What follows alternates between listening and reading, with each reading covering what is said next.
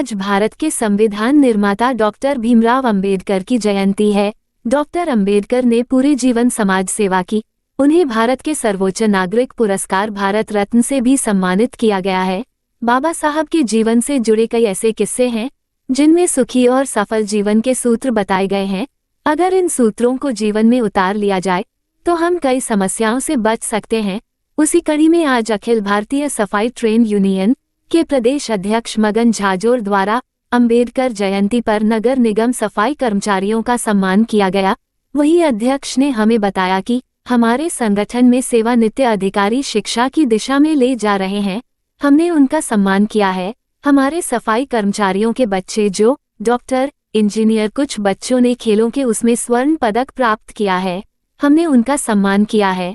सफाई कर्मचारियों को यही कहा है कि हम पुनः एक संकल्प लेते हैं, बाबा साहब के जन्मोत्सव पर के अपने बच्चों को शिक्षित करेंगे और बाबा साहब का संकल्प पूरा करेंगे। देखो, बाबा साहब का जन्मदिन हमारे लिए बहुत बड़ा उत्सव का दिवस है और बाबा साहब का जन्मदिन हमारे लिए एक बहुत बड़ी आज़ादी है और बाबा साहब नहीं होते तो आज हम कुछ भी नहीं होते।